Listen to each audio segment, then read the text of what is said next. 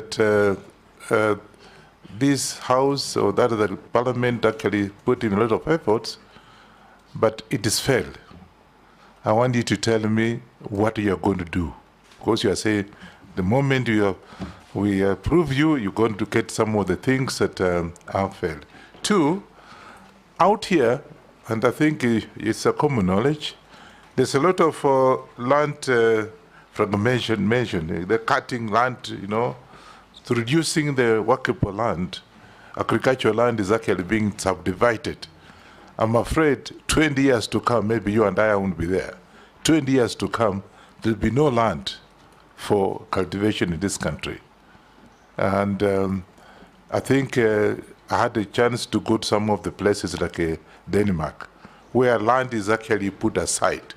So what are you going to do about that to be able to at least stop this fragmentation of the land, subdividing? Of course, if I have like 4 children, each one of them must have a piece of land. Lastly and not least, the most important thing is that agriculture. You have promised, and I hope you will live up to your promise. There's irrigation. Irrigation in this country, I don't know who did this, is misplaced. It's in blue economy. What do you irrigate in blue economy? Blue economy is water. Are you going to have an effort to bring it to agriculture? Because irrigation is actually supposed to be irrigating the products, crops, but not the blue economy. Are you going to, again, given by your background, bring it back to agriculture? I think the others, insurance, you have talked about insurance. I don't want to repeat it, but I think the best you will do is that there's a lot of crop failures. Honorable Ferdinand, irrigation is not in blue economy. Blue economy? It's in water. Water, but water is a blue economy. No, they're different. But we want to bring it. There is a Minister of Mining, Blue Economy and Maritime. Yes. No, I think water, irrigation, let's, and sanitation. Let's get Dr. to see your view, because irrigation was in agriculture. It was moved from agriculture. So that's what I'm saying. To grab it back. Yeah, I want it back. I want to. It has to come back, because what do you irrigate in water? Eh? No, of course he can, through him, he can bring a motion, whatever it is, if he is approved, yeah, to bring it to agriculture, because what it is misplaced. Thank you. Murugara. Sorry. Thank you very much, Mr. Speaker. And Dr. Karanja, there is a lot of theory in agriculture, especially to encourage youngsters to study agriculture and economics, with such catchphrases like agriculture is the backbone of the economy of the country. That is, in agriculture and in economics, it's the biggest employer and should be sustained, etc. When you look at the level of unemployment in the country today, why would it be at such high level if it were the greatest employer? It means the policies regarding agriculture vis-a-vis the young people we are educating do not match. Number two, it means the youngsters do not take agriculture to be any form of gainful employment. It's dirty, it doesn't have good income, and all that. What policies would you put in place to ensure that we have a mindset change to the youngsters to know that agriculture can actually be that employer which is income generating? And if we were to do this, then the next question is, we as a country presided over the killing of some of our best cash crops in the country away from coffee and tea, including cotton. Cotton was doing very well in arid and semi-arid areas. But we elected to have Mutumba coming in, as a result of which cotton almost got dissipated. Sunflower, another cash crop, which was doing very well in those areas. We watched as we brought in edible oil from other countries, and the crop went down.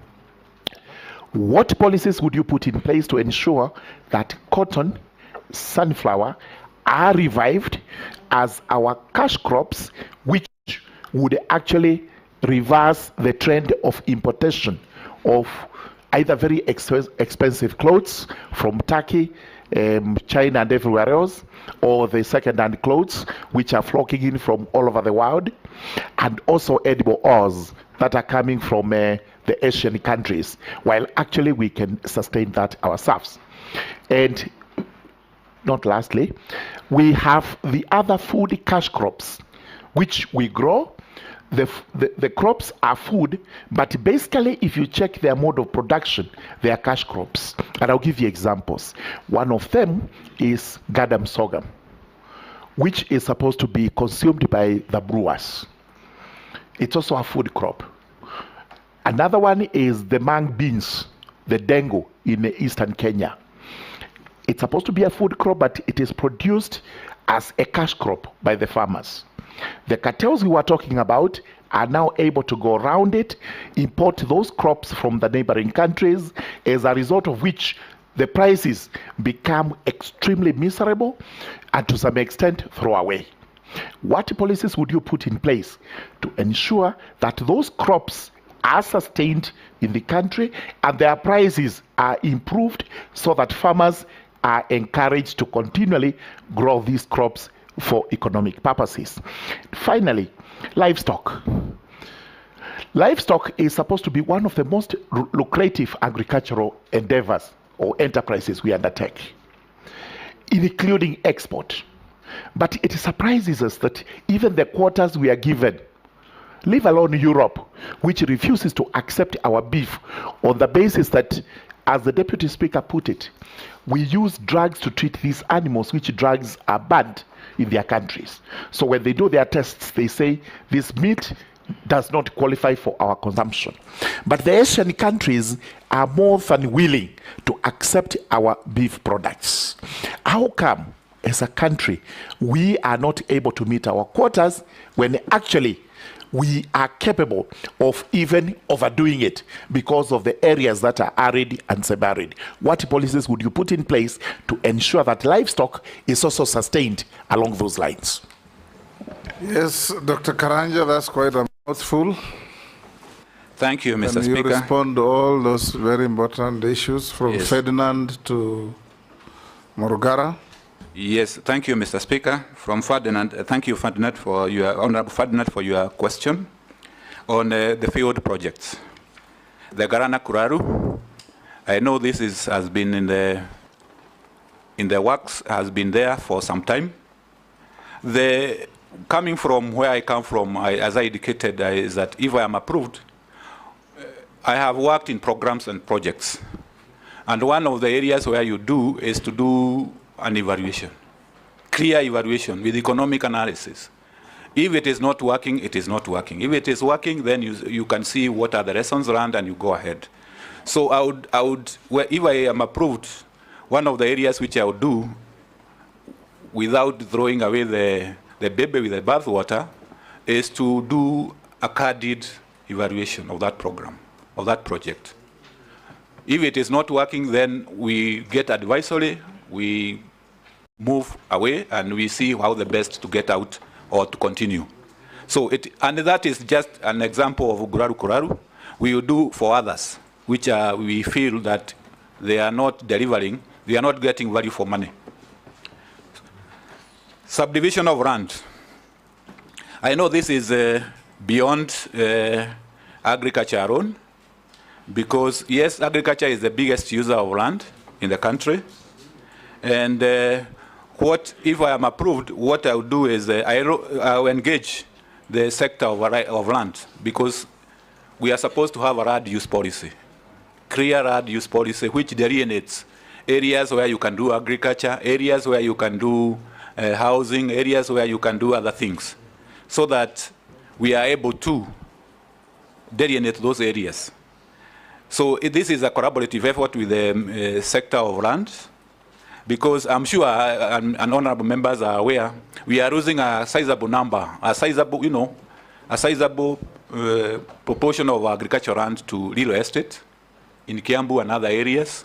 And these are causing a lot of concern. Even in other counties, we are doing the same. So it is an area where we engage the sector of lands to come up with clearly with I know there is a land use policy, but we need to revisit it and see how we can implement it. Irrigation, as it has been indicated, this is in the water sector.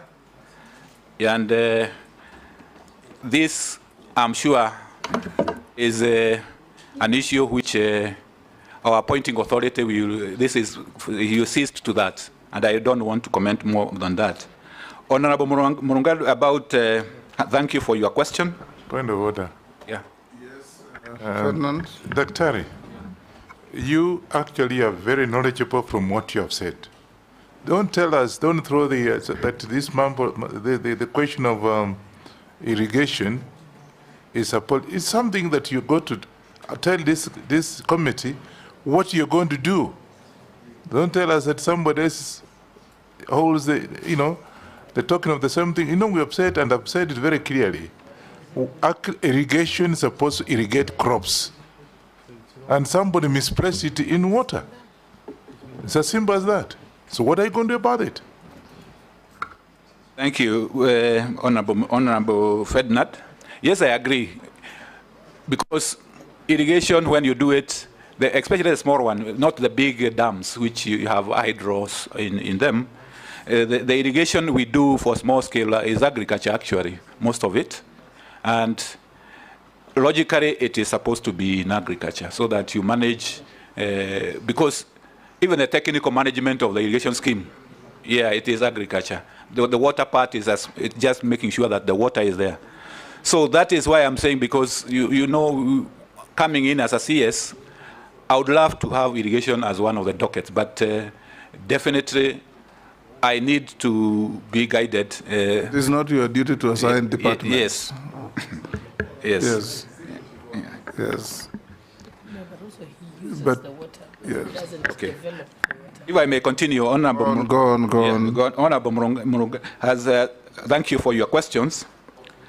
The issue about the youth and agriculture. Yes, it is quite something which, because you realize that agriculture has been left to the old people.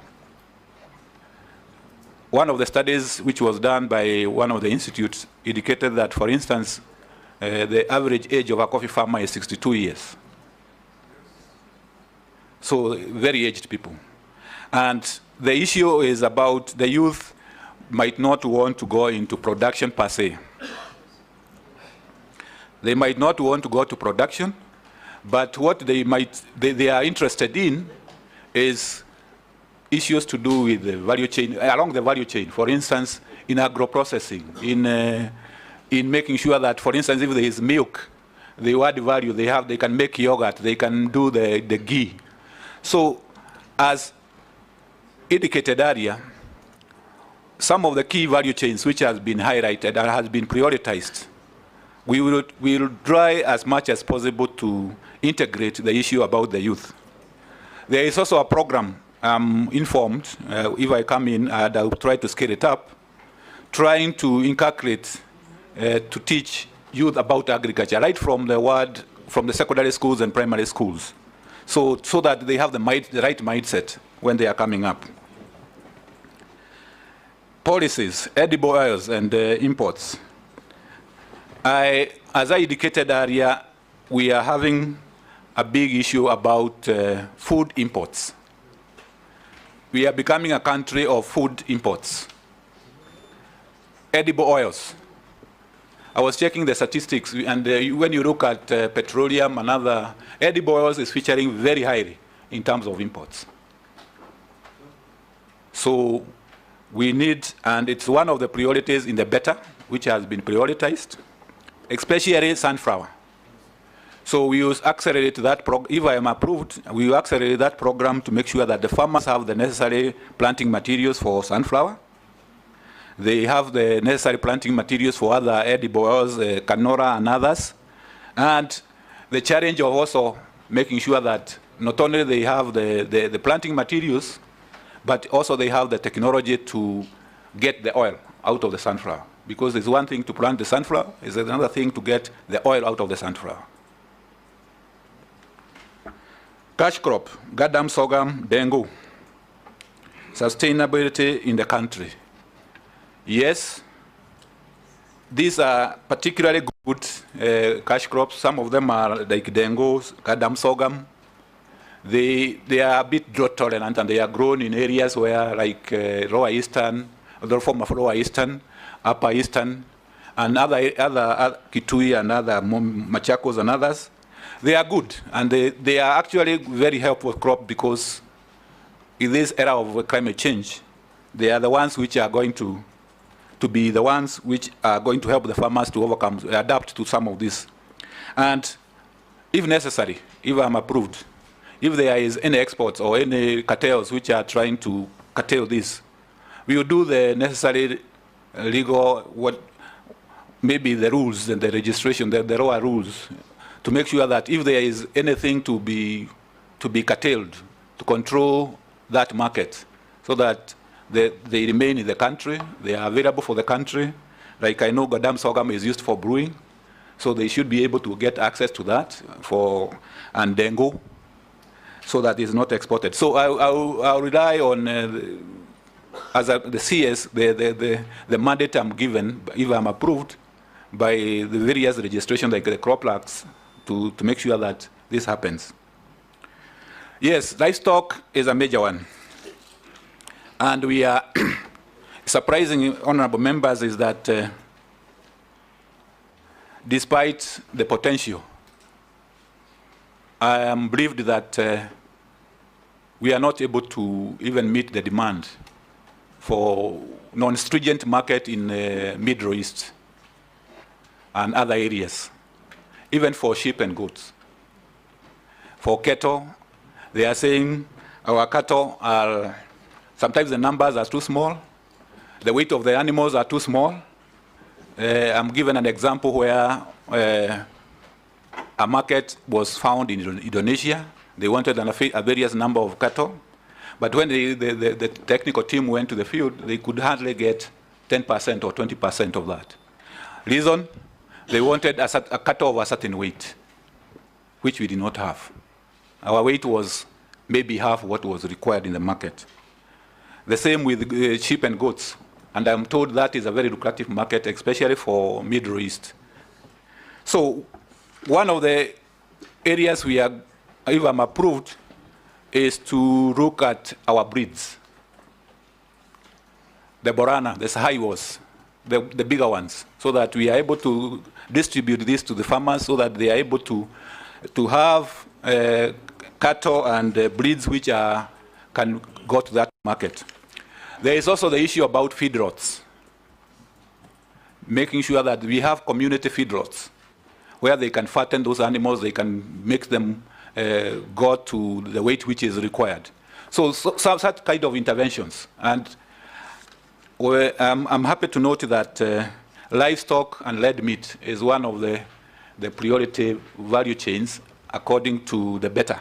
So we'll be able to handle that. Thank you. Owen Bayer.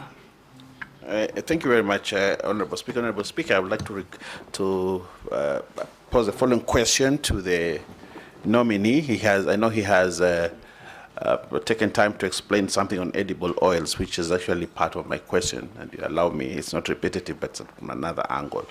Honorable Speaker, I would like to say that we spent around 160 billion on edible oils imports. The agricultural budget is around 84.9 billion, thereabout. And a lot of money is actually used there. AFA, the Agricultural Food Authority, has a department on edible oils. But the work that goes in there is probably very limited. Probably they are managing more the imports than actually growing the edible crops in this country. And that's why we get into this. And what do they get? They make around 2 billion shillings a year for the tax that is imposed on edible oil. and therefore we are not solving the problem on edible oils. In the past, the nominee, crops such as coconut, cashew nuts, groundnuts, crops which I'm very passionate about because the region I come from actually grows these issues, but they have been neglected completely, such that coconut and cashew nuts are crops that are continue to decline. We have old boughs, we have the old tall coconut trees, and the productivity is shrinking every day, and yet we continue to import. We have the solution. The coast of Kenya and part of the eastern part can grow this macadamia and simsim, sunflower, all those crops, and it made the people of the coast very rich, and the country got enough revenue. But they've been on the decline, and yet AFA, the department, the area of edible crops, is not doing much. Tell me, what kind of reforms will you bring to reduce the imports on edible oil, both legislative and policy, and also increase the production of cashew nuts and coconut so that we can cut down on the budget on oil crops? Secondly, Honorable Speaker, ADC is Agricultural Development Corporation, which is supposed to help the agriculture department. And one of the things that ADC did was to have enough land set aside. I had the question on now we are moving to settlement, and but ADC has swathes of land. But what has happened for many years, there has not been any protection on these. They've been divided, they've been given out. I know even the ADC in Malindi, they have a huge farm in Malindi, but now they're actually renting their own farm because people grabbed it. Now the land they own, they are actually paying rent on. In terms of policy and legislation, what are you going to do to protect ADC and actually spur the productivity of ADC to ensure that as a country we still anchor ourselves in agriculture, and from agriculture to manufacturing and to jobs? I thank you. Robert. Thank you, Mr. Speaker. The nominee has come out as very brave because there's one answer he gave. I was very impressed when you said that you're willing to even advise in correcting the mess in state departments in the ministry. When you said that you feel that irrigation is misplaced and you will fight for it, that means you're a brave man. Now, I want to just point out two things. One which was raised by Honorable Naisula on the issue of Botswana, which actually exports 95% of its beef products to countries like Norway and the United Arab Emirates. And what she said is what I want to confirm, that actually they have a Botswana Meat Commission, which was borrowed heavily and fashioned after Kenya Meat Commission. But years later, while theirs is thriving, Kenya's KMC is actually now in the hands of the military. So I don't know, what would you do? Because as a brave person, you must be able to make very serious and tough decisions to bring back that livestock sector to what it should be. Now, secondly, the other issue is the issue of corruption in the ministry. From NCPB and those state departments within the ministry, there's a lot of there's rampant corruption. In fact, I will tell you that at one time, just recently, Kenyans were treated to a circus of the sale of funny product in the name of fertilizer, and the parliament was actually seized of the matter and tried to handle it. Now, there's a gentleman who was my neighbor. This is a real story. And he had a piece of land, 5 acres. He was actually selling it. We were trying to get a buyer for him. Then he got appointed to the Kenya Sugar Board. Within a few months, he now started buying off all the neighbors and stopped selling his land.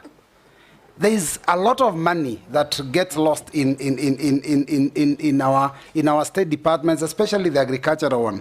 Now, I've seen that you are worth 214 million. You are going into this sector. All those cartels are there, and they are willing to make you a billionaire with the next 3 years. Are you going to be able to resist, Bwana Nominee? Thank you, Chair.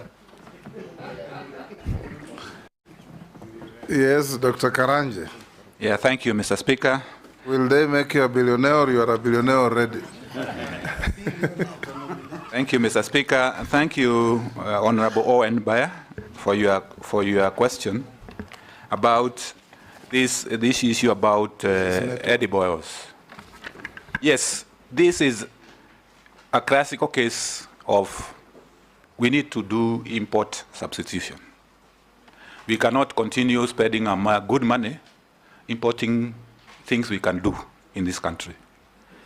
As I indicated earlier, the edible oils is one of the key priorities in BETA, and if approved, I have no other alternative but to work day and night to make sure that we reduce the import bill, especially on edible oils, be it on sunflower, coconut, and cashew nuts.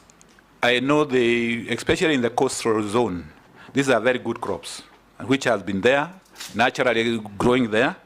What may be needed is to review the value chains. Their value chains, make sure that farmers are getting the necessary technologies and inputs, and also the machinery and technology to get the oil and others.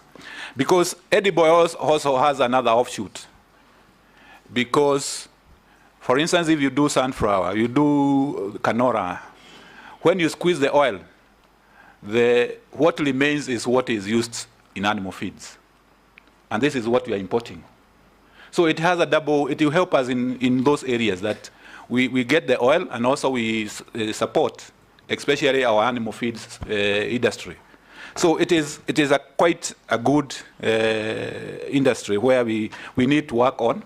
And if approved, I work day and night, I can assure you, to make sure that we reduce this import bill. It has been there. I know even in Western Kenya, there is also the issue about palm oil, which is coming up, where you can get the varieties to plant there. So it's something which is an open potential. Mr. Chairman. Yes, Maybe just majority. a quick supplementary, because I hear what the nominee is saying, especially in terms of edible oils and the value chain around the production and growth and production of edible oils. And I'm just wondering, because the nominee lives in this country, and he knows what has happened to the finance bill of this year.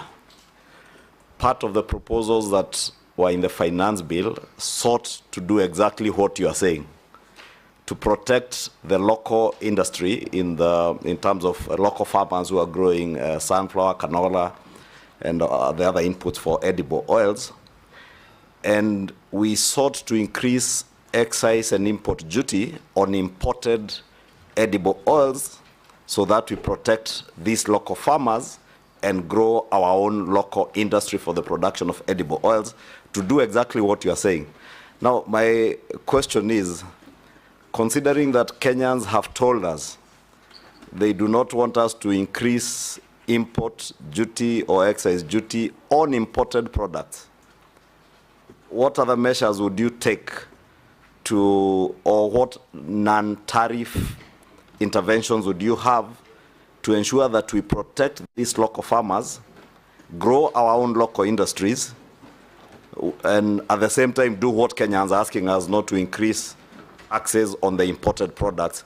Or when you speak about import substitution, my understanding of import substitution, and I'm certain being a development economist, you know import substitution will mean that we produce locally. Are there innovative ways that you would work on, or would you now try to convince Kenyans that import substitution will entail levying some taxes on imported finished products to protect our local industries and create jobs for our young people in this country? As you said, our young people are interested in jobs around the value addition in agriculture, not necessarily in production of agricultural products. But there are also many young Kenyans who are in agricultural production, and a few who have interest in value addition. But what would you tell Kenyans in terms of import substitution and tax on imports? Thank you for the intervention, Majority Leader. I think this is sometimes, Mr. Speaker, sir, is that there comes a time a nation has to choose what you have to do. I agree, there's a sentiment that we don't have to tax more, but when you are putting barriers in order for you to create an enabling environment for our farmers to be able to do this, and also create jobs. Because if we edible oils, as I have said, you get apart from production, you get to have technology to mill these edible oils, get the oil, purify the oil. That creates a lot of jobs. It creates a lot of jobs in livestock sector and other areas. So I would go both ways. Try to, if I'm approved, try to get interventions which you help the farmers do whatever they are supposed to do. For instance, subsidizing some of the inputs so that they are able to grow more and develop the necessary technologies and adopt the necessary technologies. But I would also like to convince Kenyans that this is something which we need to do. Get those taxes, create some barriers so that our industry, especially for oil, these imports, substitution, we get it right. Because we should not be, every import is a job exported. So we need also to have, we cannot have our cake and eat it at the same time. Speaker, before the nominee moves to my next question on ADC, yes. Don't you think that the problem why everybody wants to import edible oil is because there are cartels that make a lot of money? That, you know, if you create an enabling environment to generate edible oil locally, you're actually killing other people's businesses. Companies, you know, we used to have a lot, the Shah companies that used to do a lot of manufacturing of edible oil in the country. We have a company in Mombasa. You know, they're closing down because there are cartels in this country that are hell-bent to ensure that they continue to import edible oil because it's big money.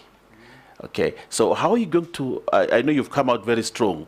I would like your commitment on how you're also going to fight cartels in the edible oil sector. Yes, Junet, what's your point of order? Mr. Speaker, we need to contextualize this issue of palm oil properly. I wanted to ask the nominee that as we speak now, close to 90% of Kenyans use products of palm oil, imported palm oil, as cooking oil. 90% as we speak now. Now, we can only get rid of it when we develop the other products, the sunflower and what is the other thing? Canola and other things. But now, until that is grown and developed, you can't stop, because if you levy taxes on the palm oil now because of, you're saying, quote-unquote cartels, then cooking oil will become very expensive because the sunflower and the canola are not ready now to take over. So you can only develop that other side. When it is ready is when now you switch from the palm oil to that. But if you say they are cartels, those are stories in the street. Order. Answer the questions. This is not a debate between members. Yes. Yes, thank you, Mr. Speaker. Thank you, honorable members, Junet and Owen, for your interventions. I think there is a question pending on ADC. Yes. And the dismantling cartels. Yes. Yes. Okay. Thank you, Mr. Speaker. I think this shows you the robustness of this debate, that we need to deal with the two sides. And I agree 100% with what Honorable Junet is saying, that we need, in terms of timing, we need to, when we are phasing out the imports, we are coming in with strongly on the locally.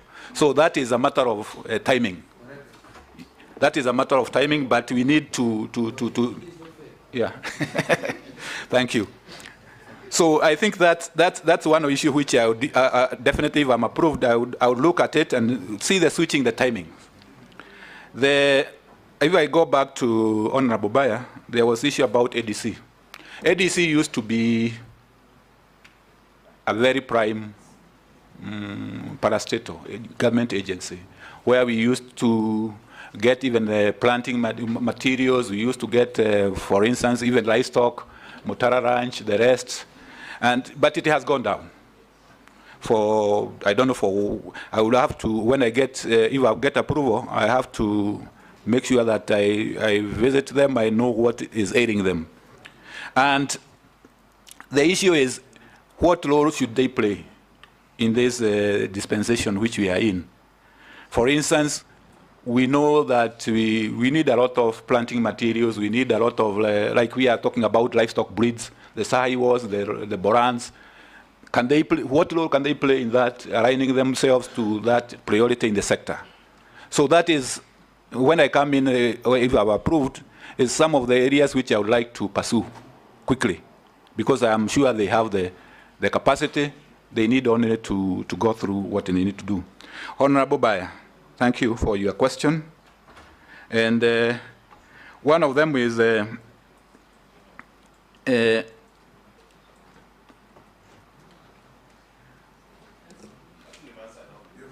oh, yeah, most of them I'm answered. Yes. Whether I can resist, whether they will be able to make me a billionaire. I come, Mr. Speaker and honorable members, I come from a point of one of my clear areas which I am saying is non-negotiable is that is issues to do with accountability and being able to stand for what is public good. And I think that, to me, will be uncompromised. I'll pray to God that I will not vacate that principle. Yeah, because I need divine intervention. I know it's not easy. You should start with your will to resist before God helps you. Yes. I'm wondering, because he's saying he's going to pray. Are you going to pray so that you are not a billionaire? Because the question was, are you going to resist those cartels? You will pray to God to give him courage to resist. Yeah, Mr. Yes, Mule. Yeah. Yes. Thank you very much, Mr. Speaker.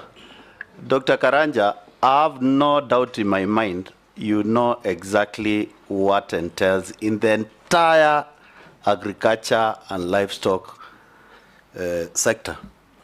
And as members of parliament, we are here to hear you and your suitability.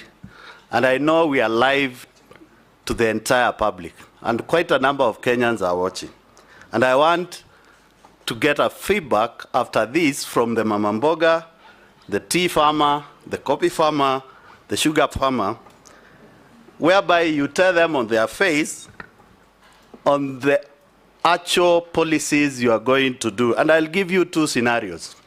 The first scenario is that we have a crisis at the tea sector, whereby 32 billion shillings worth of tea is unsold at the Mombasa auction, whereby it will enter and hamper the payouts to the farmers at the tea sector.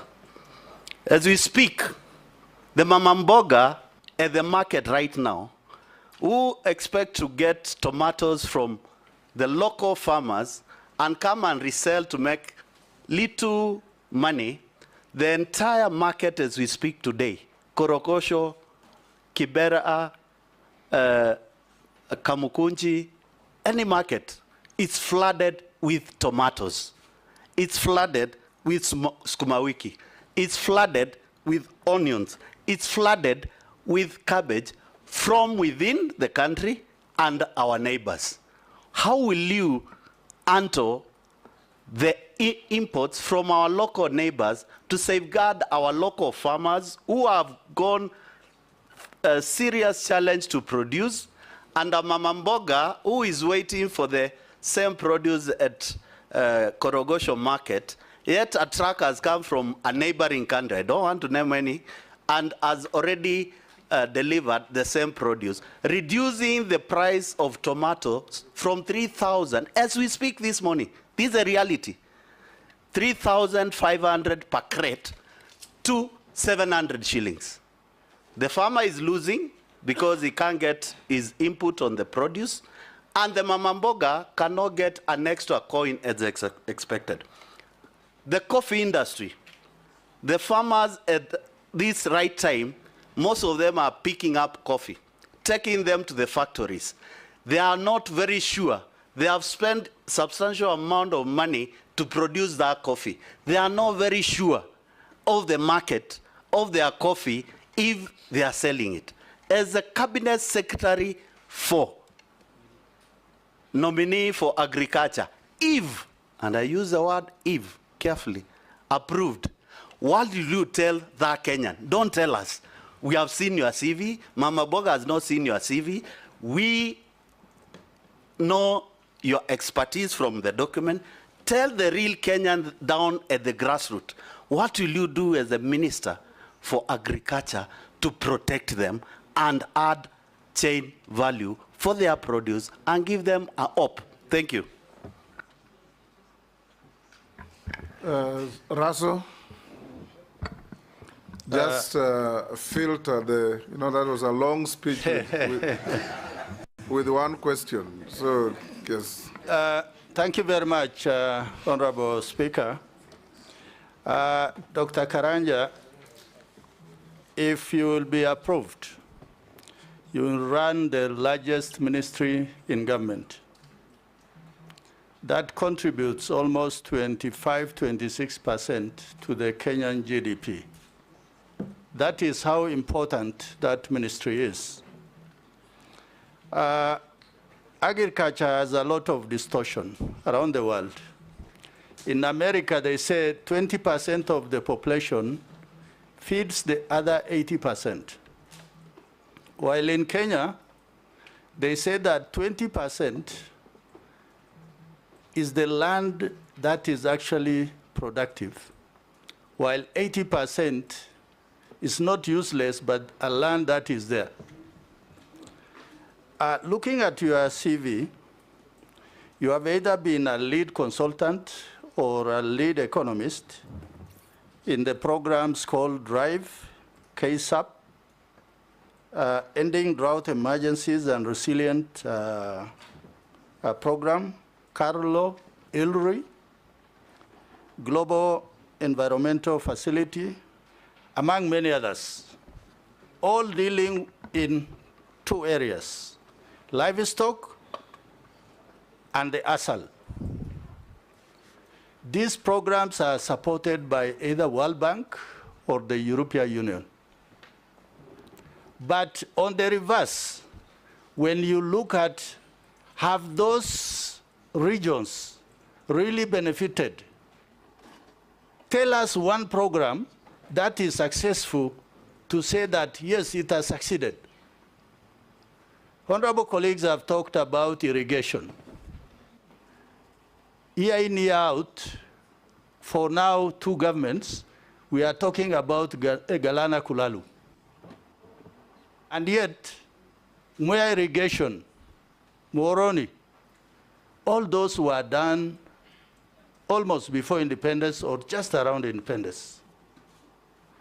My question to you, one, is Kenya really throwing away good money by engaging with World Bank and European Union, where when they give us 10 shillings, we are told you only give 3 shillings, because that is a matching fund, that we're actually throwing away good money, yet it can do other things. Secondly, the issue of livestock. For those of us who come from the pastoralist communities, it is our main economy. But the problem in agriculture, even you, as you try to explain, you kept on talking about dairy. But the cattle that we keep, or the camels, they're actually not dairy, it's beef. And for beef production, if you don't talk about breeding, traceability, disease control, then there is no market. Those from outside will never buy from you. That is why they will tell you that if a heifer is not 350 kilograms, then they cannot buy. So for that reason, my second question is, if you are confirmed, just tell us what is it that you can do in livestock? Because livestock, in 25% of agriculture, livestock actually contributes almost 9%. And that is not a mean figure. Finally, when you are nominated, there were people who said, that one is ours. We live in Kenya where there are 42 different communities, many nationalities, but one nation. Are you going to serve all Kenyans, irrespective of where they come from? Thank you, Honorable Speaker. Yes, Dr. Thank you, Mr. Speaker, sir, and thank you, honorable members. Honorable Mure, the issue about the crisis in the sector, if I'm approved, I want to guarantee you that the Mama Boga, the tea farmer, for instance, the issue about this piling up of tea in Mombasa, I will be the next brain to Mombasa to see what is happening and to do, if I have the powers within the law, I will do it the next day. Because there is no need of having tea piling up when farmers are expecting the tea to be sold. So I can guarantee that if I'm approved, some of these crises needs only to be handled.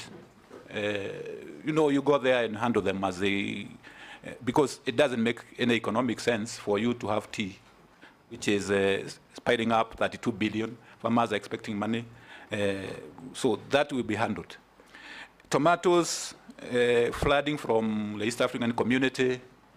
This is an East African community issue. There might be issues to do with tariffs and what we need to do. We intergovernmental, interministerial with our colleagues in the East African community docket to see what we can do, because sometimes you don't want also to escalate with our neighbors. It doesn't. So I also look at that, and I can assure you that, Mama Boga, that we need to do. Yes, we also need to look at ourselves. Why is tomatoes from our neighboring countries coming at a cheaper cost? Address what I would call the root cause of the problem. Is it our inputs which are high?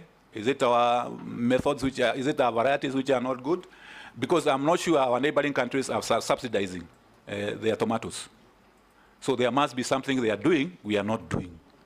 And we need to look at that and address it so that in a sustainable way, because even if we put the barriers and then we are producing at 3,000 or 2,000, and they are producing at 2,000, always the market will always shift towards them. So we need also to look at that. Coffee industry. I will also look at the coffee farmer and tell them, we will finalize whatever reform. If I am approved, it's one of the areas which I have a comparative advantage, having worked in the coffee industry for long, and I know what is required to be done. The reforms which are remaining should be done so that the coffee farmer enjoys whatever is supposed to be enjoyed. Then, Honorable Lasso, on the issue about interventions by our development partners and what they have been able to do. Yes, our development partners are important. On the brief which I got is that the sector, the Ministry of Agriculture and Livestock Development has a portfolio of almost 150 billion in terms of these projects. And they are good. They cover a wide area of intervention. His question was, are foreign-funded programs in the ministry sustainable? And if they are, can you tell him any success story? Is that your question? Okay. So they are successes, definitely. Our development partners have successes. For instance, as I mentioned earlier, if you go to some of the arid areas, you can see lifestyle changes. Pastoralists who are now conserving pasture. That is a lifestyle change, and it's coming out well. What I can promise you is that this also I have a comparative advantage in this, is that I will engage the development partners so that we look at how can we align whatever they are doing in the sector with the priorities in the sector, because that is important. I know sometimes there is a mismatch, and there can be mismatch, but I'm sure we can be able to do that. Red meat. Dr. the reason why I raised that question is because of where you are coming from. You still remain a consultant with World Bank, the European Union, and whatever global fund that is there, because you are on their list of those experts who are there. Those programs, when they are being implemented through NGOs, not communities, not leaders. So as leaders and people's representatives, we are seeing that Kenya is losing money, and that must stop. Mr. Speaker, sir, the point is well noted, and what I can promise the honourable member is that given my knowledge in that area, I will make sure that community involvement, and you know it's a constitutional requirement these days that we get participation and community involvement so that we maximize the benefits to the communities and where they're coming from, so that we don't just have a project or a program which is Nairobi-based. It should be coming from the grassroots. Livestock, yes. Speaker, if you allow me to interject. Just on the matter of donor-funded programs, Honorable Nominee, you see, some of these donors come into this country and they become like a joke. And I'll explain to you. Haifa International is one of those big guys, and I can see they're back in Kenya. I saw them on TV yesterday. But Haifa International, so they tell you, you take people for training 3 weeks. My mother actually went for training for Haifa, you know, 3 weeks, and they're being trained every day. They leave everything else productively. They go and train. Then at the end of that training, they give them one goat, a goat, one, whose value, no, but they also do goats. It's just called Haifa, but they also goat. So they give them only one goat, and they continue to train them. A goat which is valued around 4,000 shillings, but they spend so much money that would have been more productive, but they end up with only one goat, and they're told you have to wait for it to give birth so that you give it to the neighbor. Then if that one gives birth, then it gives it to the neighbor, and they think that it's creating wealth. We need to stop to be a subsistent country. You only want people to subsist through donor funding instead of growing wealth. I don't know how you're going to bring this concept that we need to grow wealth in agriculture instead of agriculture for subsistence. Thank you. Point of order, Mr. Speaker. Honorable Speaker, I'm seeking your direction because a number of us have not gotten a chance to interrogate the nominee, but I can see a lot of interjection from the previous question. We are almost getting to you. Yes, but I just wanted the bad manners to stop because we also... Yes. Yeah, let it come. Order, Chair. Wait, I'm on the point of order, sir. I'm on a point of order. Let it become at the tail end after everybody has had an opportunity. But a correction. An intervention is not bad manners. Can you withdraw that? And parliamentary. Withdraw and apologize. Yes.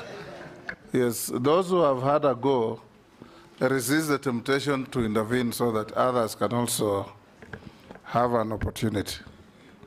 Yes, Dr. Yes, thank you. So far, so good. Yeah, so far, so good. Thank you, Mr. Speaker. I think the point made by honorable members about the donors, that's why I said we need to realign with our priorities. That's the point. If we are talking about value chains, why should we be talking about other things? So I think that is, and if I am approved, is one of the areas which we will engage our development partners so that we align with our priorities, the government priorities and community priorities, so that we move forward. Livestock, beef. Honorable Raso talked about livestock and lead meat. Yes, this is a very important. If I have created the impression that it is not, that I have not taken care of it, it is not intentional.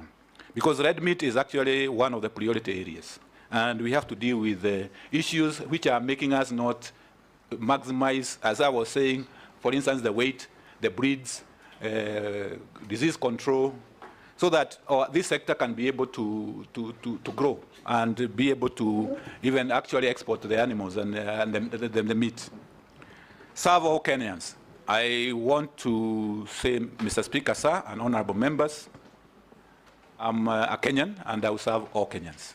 I don't have to be beholden by any maybe where I come from. I will serve all Kenyans. Agriculture is widespread. It comes from the coast to the shores of Lake Victoria, western, eastern. Anywhere you go, it's agriculture and livestock development. So I have to serve all Kenyans. Sharia. Thank you, Mr. Speaker. I just want to do a follow-up on this issue of the donor-funded and the World Bank. But mine is coming from a different angle, and most of these projects that are done through the World Bank, they normally tend to collapse at the end of the program and often add the debt burden to our country. How are you going to ensure that these World Bank donor-funded programs and projects and address the fundamental development issues in the country to ensure value for citizens who have to repay or carry the debt burden of the nation? Question number two. Pastoralism, as you said, is a key economic activity in ASAL, areas covering about 80% of Kenya and supporting a third of the population, and holds 70% of the national livestock, faces significant challenges. How do you plan to address, or what measures would you put in place to improve productivity in this sector if approved? I thank you, Honorable Speaker. Let's take Honorable Mishimbogo. Thank you, Honorable Chairman. Honorable Chairman, the talk of the day is about fake fertilizer, but you are forgetting that we also had fake sugar, or rather poisonous sugar. I remember during the last regime, there was the scandal on poisonous sugar, whereby a large consignment of sugar found its way into Kenya and in several godowns. Our question is, what is the safety of Kenyans in terms of consuming poisonous food products such as sugar? And Honorable Chairman, I know these people are cartels, and they're the same cartels who are sabotaging revival of sugar industry. So when you are confirmed to this docket, how are you going to deal with the sugar cartel? Because this sugar cartel is big, and these people, they have what we call godfathers. They are protected godfathers. And that is why today the sugar industry is not doing very well the way it's supposed to do. We need to do some intervention on that, and let Kenyans hear what you're going to do. My second question, Honorable Chairman, it is about how do we improve in terms of agriculture. I'm looking at the challenges, and one of the challenges is about land. But today, we have vast land in northern, eastern, or rather, ASAL areas. I'm wondering why, for many years, over 50 years from independence, that up to today, we have not done intervention in terms of having new agricultural technologies.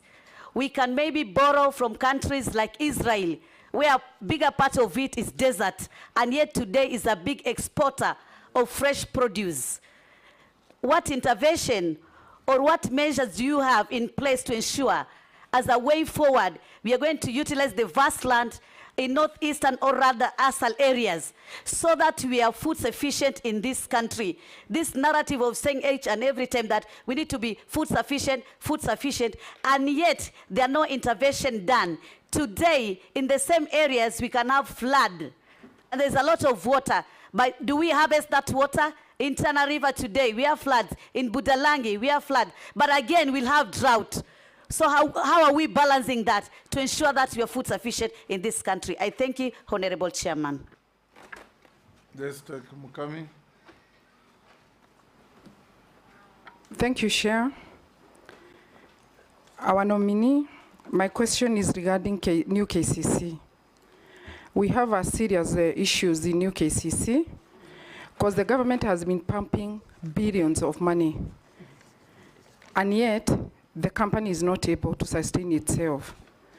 If you compare new KCC with Wakulima Dairy in Nyeri or Githunguri Dairy, they are able to pay their farmers within a month. But new KCC, the farmers normally get their payment after 120 days. Like this financial year, the new KCC has made a loss of 1.4 billion. So I want to know, if you happen to get this chance, what are you going to do to make sure that the government is getting value of money? Thank you.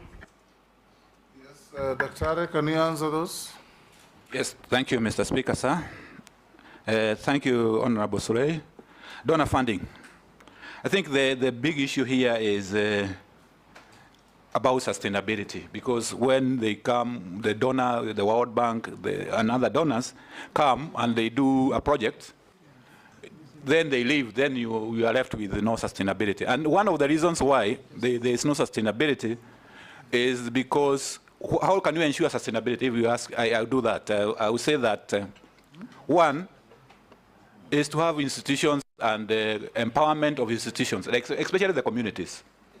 For instance, you do a water project, an irrigation project. If you don't empower the community to take care of that irrigation project, it will collapse. It will collapse. So we need to inculcate the issue about community participation so that communities are able to participate. Counties are the custodians of communities, especially down there. But most of the time you find a project which comes and the county is not quite engaged.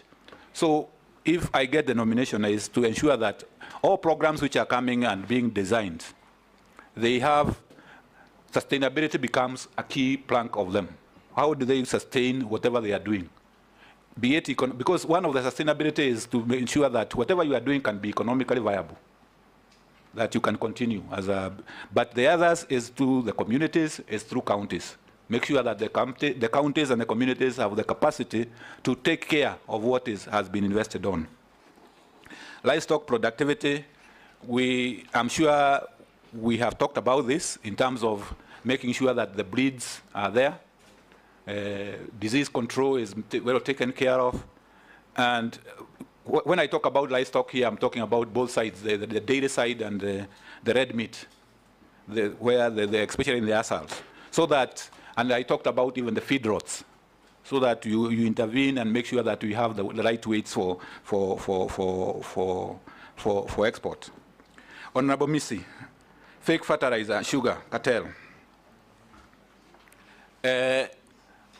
When you look at the sugar industry, it has been, we have a deficit of sugar, and that's why the problem starts. We have a big deficit of sugar, ranging, depending on the production, ranging from 300 to 500 metric tons. And this is a lot of sugar, which have to be imported through the COMESA and the other safeguards which are there. So the cartels, we always thrive when our production is not meeting our demand. So one of the measures to actually talk about the sugar industry is what do you need to do in order for you to improve on production. You close the gap so that you are able to manage the quantities which are coming into the country. And definitely there will always be some kind of imports. The issue is about how do you allocate these importation quotas. And the best method is always to be an open method.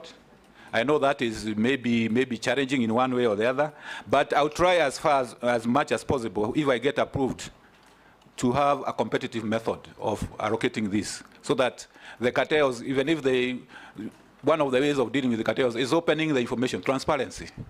Yes, so that you get that. Vast runs in. Yes, it is there, especially in assals. 70%, almost 70% of our land is in assals. Vast land. It is it is used. Some of it is used in livestock and other engagements. But the major measure here is, what are you doing to make the land more productive? And that is why I was talking about working with irrigation, working with introducing the right technologies so that they are able to do. Getting technologies and also getting examples from other countries like Israel. So if I get approved, definitely this is a resource which I would like to look into, the vast land in Asal and how it can be done, especially on red meat. Honorable Mukami, New KCC.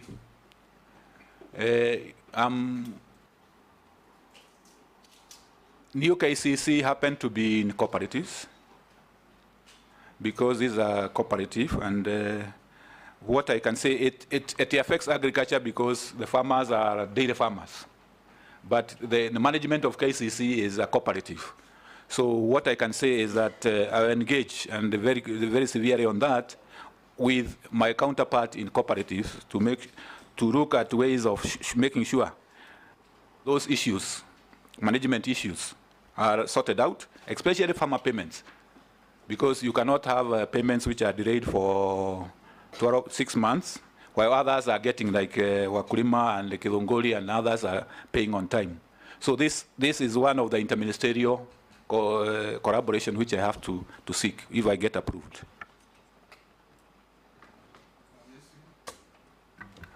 Thank you, Mr. Speaker. Mr. Speaker, virtually all members of parliament represent farmers, and even those who represent urban areas, somehow their constituency interact with farmers in one way or another. And Mr. Speaker, I want to give you, because I come from a constituency that is taught as the bread basket of the Republic, though there's no bread in the basket, but it's the most highly agricultural constituencies and arable land. And I'll give you a story, when a nominee. One of the large-scale farmers, the few are left because of land fragmentation that has taken place, but the few who are left in Kitale, I interacted with a farmer who did maize for a long time. He left, started doing sugarcane. He left, started doing sunflower. He left and went to avocado. Now I asked him, can I start supplying mushroom, because that's where you are going next? He said, no, I want you to help me do gated communities. Gated communities in a rural area. It's basically people are running away from agriculture. And Mr. Speaker, this is a topic that is so dear because it is directly to the lives of the people. There are success stories across the world. Brazil has done very well in value addition. India, Indonesia, this product called Indomie that is all over the country. Indomie is an Indonesian product, and it's from agricultural products. Do you have a success story that you are going to use to revitalize this ministry? Because it cannot just be stories around. Can you say, this has happened here, and this is how I want to interlink with our country? And then lastly, Speaker, and I hate to repeat, but allow me to repeat on this issue of cartels, because where cartels in agriculture has been misunderstood to mean that there are people you walk in the Ministry of Agriculture and they start firing them.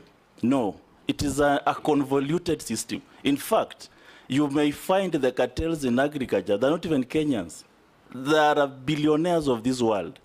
Now, if you just say, I'm walking in to fight cartels, to me, Mr. Speaker, looks like a movie. It's not an adequate enough to convince Kenyans that anything is going to happen. I'll give you an example of our collapsed sugarcane. It is full cartelism. If we sit here and ask you that, if after 100 days of you being in the office, are we going to see smoke bellowing out of Mumia sugar, out of Zoya sugar? Can you promise now? And we'll be here to interrogate. Thank you, Speaker. Daktari. Thank you, Honorable Hamisi. Thank you, Mr. Speaker, sir. Yes, the success stories, we need not to reinvent the wheel. We need to see which countries, agricultural countries has successes. And it's good that Honorable Hamisi have pointed out some of the success stories like Brazil. For instance, the sugar we are talking about. Brazil is very successful in sugar. We talk about dairy. India is very successful in dairy. So we need to learn from no inventing the wheel. And as a principle, if I'm approved, is to say that I'll promote that as a principle, that let's learn from the best. Let's learn from the best. Cartels. This is a major issue, yes.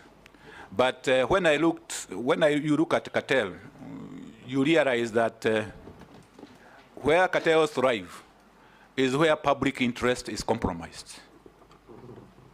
Because if you are compromising public interest, the public interest, for instance, for sugar, is to have sugar producers, especially in Western Kenya and coast, to have their sugar factories operating.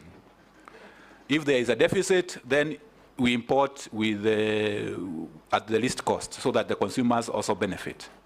So it's also a moral question and an integrity question that we need to, as a nominee, and if I get approved, where I'm saying I will fight cartels is that I will do whatever it takes to promote public interest and use the state agencies which are there, which can help me to promote public good and the public interest. Thank you, Mr. Speaker. Thank you, Dr. Let me ask you 2 or 3 questions. Yes. Mr. Speaker, I ask if there will be smoke billowing out of Mumias in 100 days. He has not said. Yes. Mr. Speaker, thank you, Mr. Honorable Hamisi. I know there is a program for leasing for those factories, which is ongoing, which has been initiated. And I know there's a process. I have to check what stage they are in. Sugar is one of the major subsectors. We will look at it and see how we can move it very fast forward.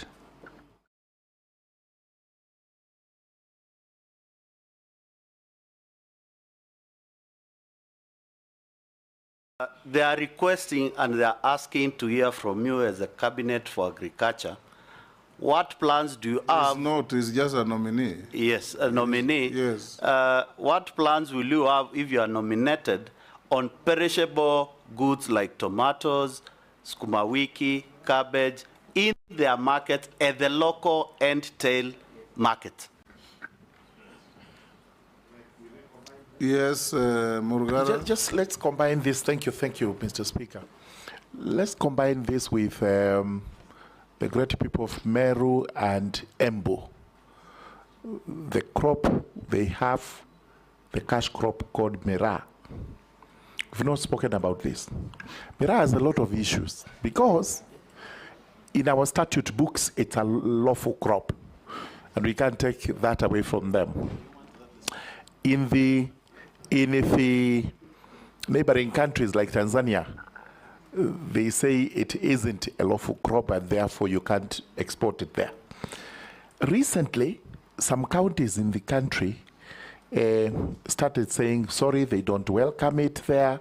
It's not a crop, it's other things which they possibly were imagining. And at the end of the day, there is a bit of uncertainty regarding the crop Mira in the country. Now, what policies would you put in place to ensure that at least in the country, Mira, which is Mira and Muguka, which is a lawful crop, does not suffer the consequences it suffered recently? I am asking the nominee, not you. Speaker, maybe just to supplement what the Honorable Mula is asking, the nominee could tell us, leveraging from your experience with the World Bank and other donor organizations, including the EU that you've worked with, how would you help to harness resources? Because what Honorable Mula is asking is critical. I know government, through the markets that are being developed, they have cold storage facilities for dealing with the perishable products like the tomatoes Honorable Mule is asking. But how would you leverage that to ensure that we even access more resources from the donor community in the local areas, not just at the local markets, to have cold storage facilities around the farms, so that when farmers harvest their tomatoes and the price is bad, they can store them there to await for the value addition that you spoke to, that will benefit many of our young people. But also, you mentioned something that you worked on livestock insurance. I don't know whether you said you did that working with the EU or with the World Bank. And the president has already considered to the country one of the problems that his former cabinet had was a failure in communication. I don't know what you will do as, if approved as a cabinet secretary, to ensure that there is proper communication to Kenyans on that livestock insurance that you worked on in your consultancy life, to increase the uptake of this livestock insurance, because the uptake is still very low. Many farmers still lose their livestock during the drought and floods, but they don't know that there is such a product. And what would you do to communicate better to ensure there is better uptake of that product around the country? Yes, Dr. we're running out of time on you. Can you answer quickly those last interventions? Yes, thank you, Honorable Speaker. On perishability, I think the leader of majority has helped in that, saying that yes, there are programs which are run on markets. Definitely, we at the value chains, as we look at the value chains, definitely one of the interventions is to make sure that we minimize the post-harvest losses, because that is cuts across the board, tomatoes and perishables and even other crops. So minimizing post-harvest losses is a part of food security, because why do you spend a lot of money and time and then you lose it along the chain? So we will look at the programs which can be able to help with with the issues to do with the perishables. Mera Mogoka, I know there is a problem, there is an issue between the producing counties and the consuming counties. And what can happen? Yes, this one is a big issue, and as the incoming, if I'm approved, is the issue is about dialogue. The two sides have to sit down and see how best to sort it out. And I'll be a good, if I come in as an CS, I will be an arbitrator. Yes. Yes, Dr. The other issue is about livestock insurance from the leader of majority and proper communication. Yes, if I am approved, I'll promote that insurance. I worked on this concept from the World Bank and the EU side. We need to promote it. But generally, Mr. Speaker, sir, I would also like to say that there are many things which are happening in the ministry and the docket, but communication has not been good. So if I am approved, one of the areas I'm determined and I'm prepared to do is to improve on communication, so that the members of the public knows what is going on. Thank you. Yes, Dr. Let me ask you just 2-3 questions. Number one, just a follow-up. The sugar industry in particular, and many other crops, you said you have been in the research sector as well. If you look around the country, research in our food and crop production is virtually dead. The sugar research, dead. Rice, coffee is limping, name it. Tell Kenyans and give them hope how you are going to revive the component of research to improve crop production. Number two, maize farmers. Our maize farmers are very hardworking. They suffer when they produce less. They suffer even more when they produce more because of market. What are you going to do in terms of policy intervention to create a proper marketing system and program for maize and other cereal farmers in the country. Did I hear you say you participated in the creation of AFA? Yes, Mr. Speaker. Are you aware that now, out of the outcry for the failure of AFA to manage the agricultural sector, it is being dismantled? There's been a Tea Act now, born out of AFA. There's a sugar bill coming to the end, born out of AFA. There's a request on my table for a maize bill, moving away from AFA. There's a pyrethrum bill, moving out of AFA. And all this dismantling of AFA, does it point to your error of judgment in your previous engagement, that you as a consultant advised and participated in amalgamating all agricultural activities into one humongous act that didn't work and is now crumbling? Thank you, Mr. Speaker. On research, I think, let me say on the onset that this is research is a mandate of the national government, and I agree 100% with you. It has not been well in research. When you look at Karo, you look at coffee, you look at all the other sectors. And mainly, we have the capacity in terms of human resources. We have the infrastructure. Mainly, it is the issue about financing.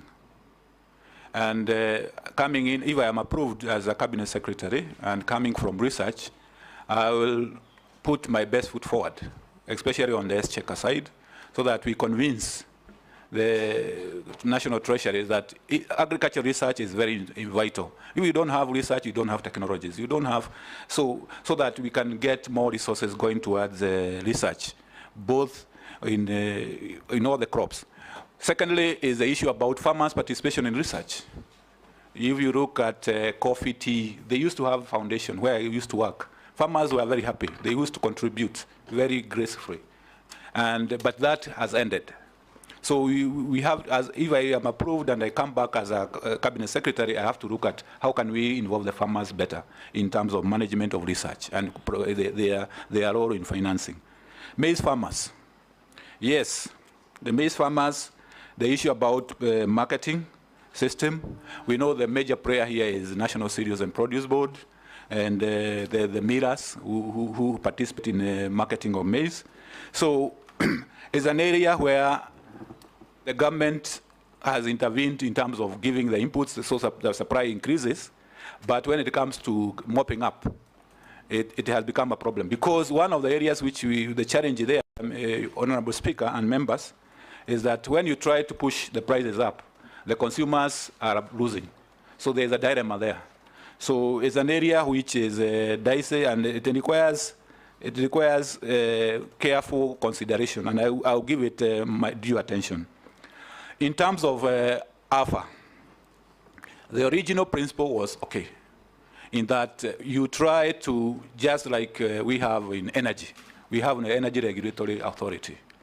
We wanted the same, and if you go to other countries, and honorable members have pointed out that in other countries we need to copy what is working. If you go to India, if you go to Brazil, they have one authority controlling a lot of agriculture activities.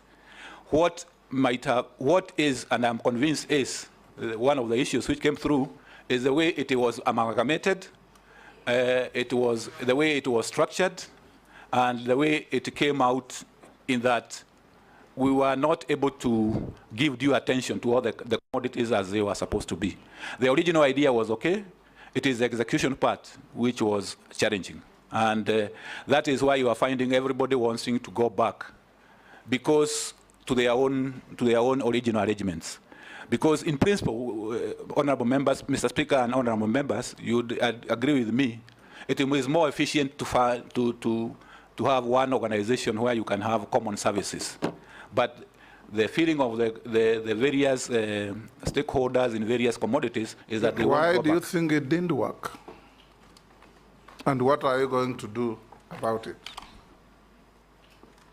Well, it didn't work because the issues coming from various commodities, for instance, coffee, tea, amalgamation of other like sugar. We brought different commodities, different subsectors at different levels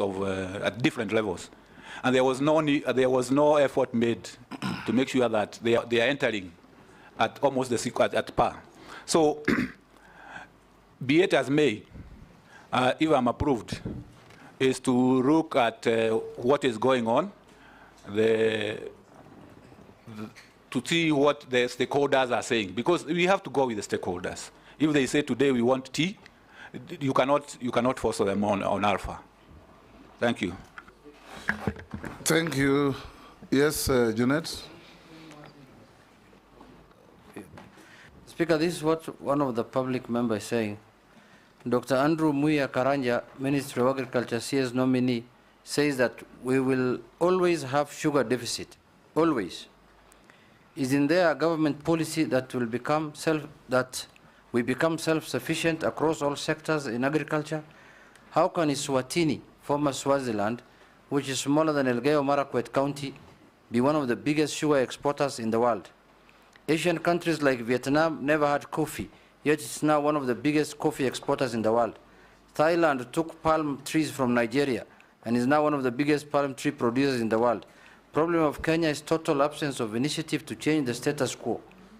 Why then be a Minister of Agriculture if you believe that you will always be importers of sugar? And the rest I don't want to say. Then he said, he told you, how can he actually say we will always be sugar importers? Nyanza province alone can produce more sugar than Eswatini or Sudan. There are many others, Dr. is one asking, I'm a vet, the most neglected arm of agriculture's veterinary services. What are you going to do? And many others. Sure, let me ask. Yes, Mukami? Yeah, there's another one. We have a weakness in the sale of coffee at NC, which allows the buyers to offer prices below the reserve price to force a negotiation with co-farmers outside the trading for 24 hours. These are practiced every auction day. What are you going to do about it? You can respond to those. Thank you, Mr. Speaker, sir. Honorable Junet is to say, if I implied that we always have a deficit, that is not my intention. I was saying maybe for now, the situation we are in now is we have a deficit. But going forward, definitely, we will put measures to improve on productivity, the reforms in the sugar sector, which are undertaken, so that we become self-sufficient. I'm sure we can be able to get self-sufficiency. So if it was construed like that, then that is not what I meant. The issue about the coffee, the cartels, and the colluding in prices. You already said you'll dismantle them. Yeah, I'll dismantle them. Yes. And improve on the veterinary. The veterinary, yes, it is. I know I was briefed that Mr. Speaker, sir, that they are registered under many legal instruments. So we are going to, if I am approved, we are going to work with them to see that because they are very critical. Veterinary services is very critical, especially on the livestock side. Thank you. And if in case we approve your nomination, don't be limited or curtailed by the boundary between the county governments and the national government, because you have a duty on formulating policy that helps this ministry, all its departments across the country, both at the national level and the county levels. I'll ask you a few minor questions, but none the less important. Dr. Karanja, have you ever been adversely mentioned in any integrity-related report? No, Mr. Speaker, sir. There is a man called Onyango who has written saying your conduct and integrity as a nominee is not good because you have faced one or multiple allegations of unethical behavior and participation in corrupt and illegal activities. Is it true? Not he has true. provided no evidence, but that's what he says. That is not true, Mr. Speaker, sir, because Yes. I have never participated in that kind of activity. Do you hold any leadership position in any political party? No, Mr. Speaker, sir. Within Kenya? No, Mr. Speaker, sir. What is your net worth? My net worth is 214 million shillings. Yes, made out of? Made up of my residence, my family residences. We have apartments. I have vehicles. We have plots and land. I have deposits in a bank account. Okay.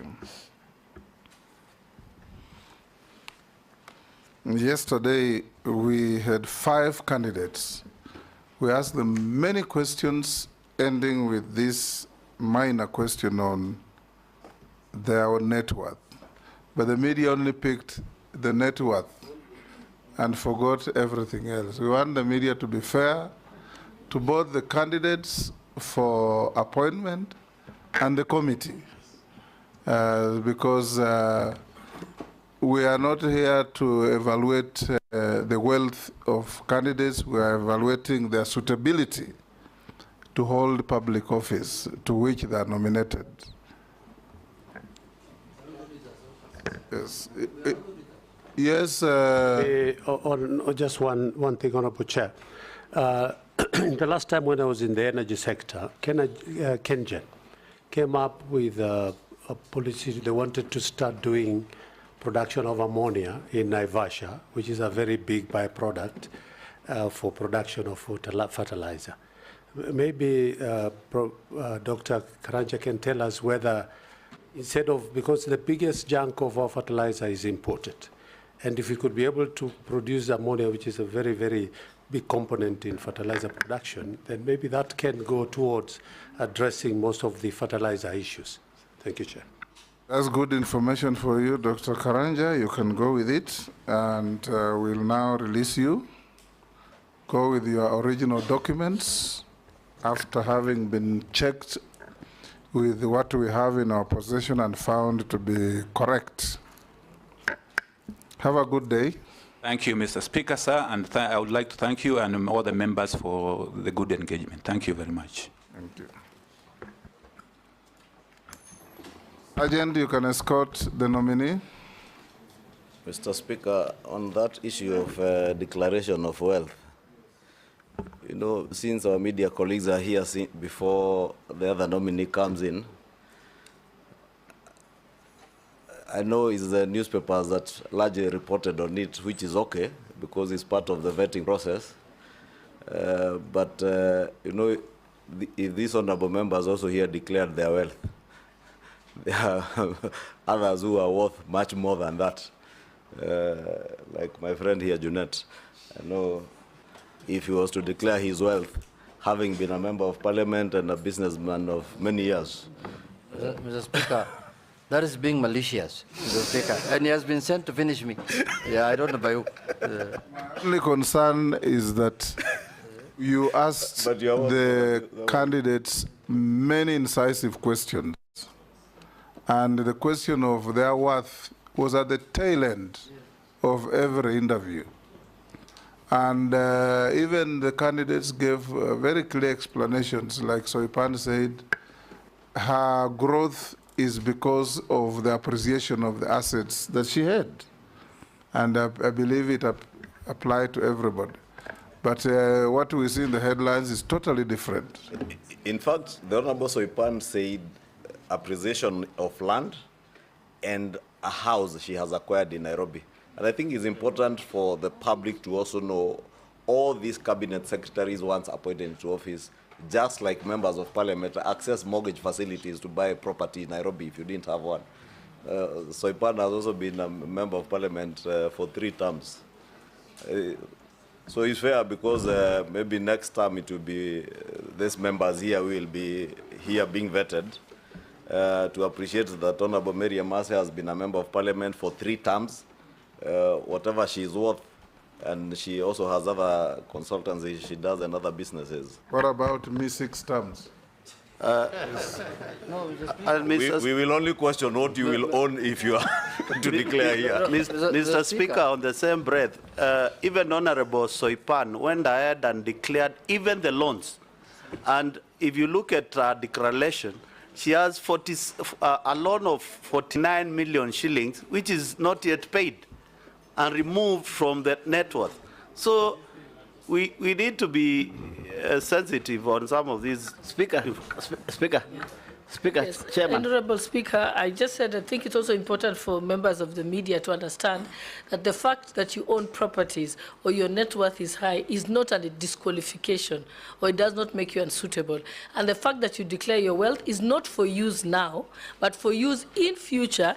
If, let's say, your wealth that you declared at the time of entering office, if there is alleged corruption against you, that is used to assess whether you legally acquired the property while in office. So it's not for use now. Similarly, the wealth declaration form, the wealth declaration form and the self-declaration form that is deposited at the Ethics and Anti-Corruption Authority, I know that the ESCC have spoken in the media the day before yesterday and said that they clear candidates. ESCC has no authority whatsoever in law to clear anyone. They can only investigate you for corruption. So the self-declaration form is for custody by ESCC for future investigation should they be necessary. Similarly, the wealth declaration form that public servants leave with their employees is for use only at the time that you're being investigated and they have received a court order asking for the wealth declaration form. So it's important that the media get the facts right. Thank you. Mr. Speaker, Mr. Speaker, let me explain this. Mr. Speaker, there is no harm in somebody being rich, and there is no harm, it is not a crime, in somebody being poor. But what I think people expect is just a proper explanation on how, when you declare this is my wealth, what is the source, what is it? The question that has come up is, let's say you have worked for 30 years and you made a wealth of 400 million. And you have worked for 2 years, and you have made a wealth of 150 million. So that's the comparison that they are looking at. If you explain how you made that 150, there is no harm, Mr. Speaker. Richness is not a crime, as you say. I agree with you. And poor is dangerous. Mr. Speaker. Thank you, Mr. Speaker. You know, this is not even new. When we did the vetting last time, all headlines talked about the billions and the hundreds of millions that the nominees were worth. So I think it's something that maybe the media feels can sell. And because of freedom of media, we can allow them to report it the way they see it. Curtailing their freedom at all. Mr. Speaker, I'm aware that Ishungwa is worth 5 billion as of now. Why are you understating him? Honorable Speaker, I was wondering why he's understating. Why are you understating him? Can we break for 10 minutes?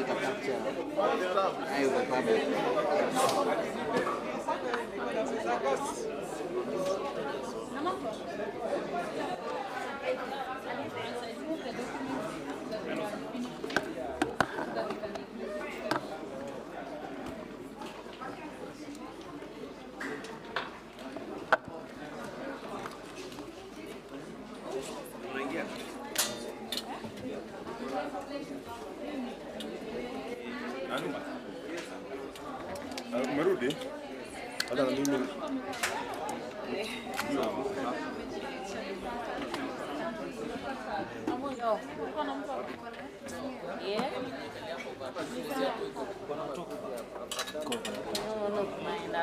Unajua tunawekanga sauti kwa sasa I guess utakuja alafu ile system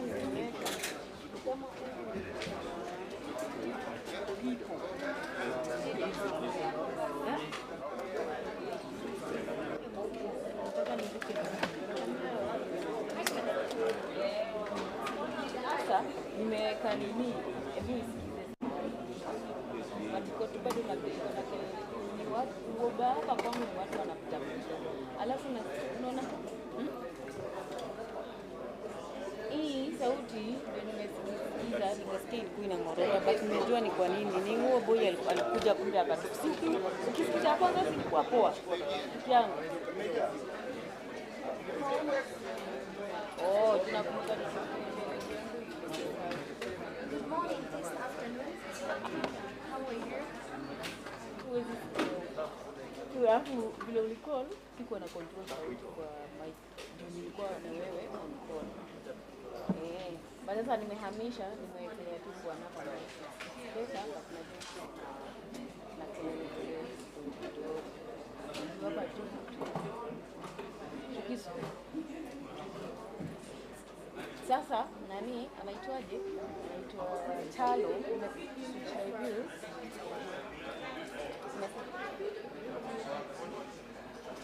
Nimeswitch nani amesema tena anaitwa nani Chalo.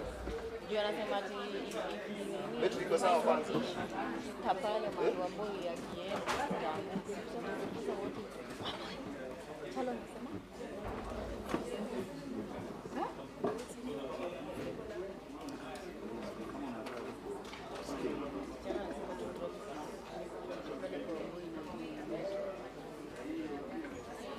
ojo wao wanaweka si nimeiona.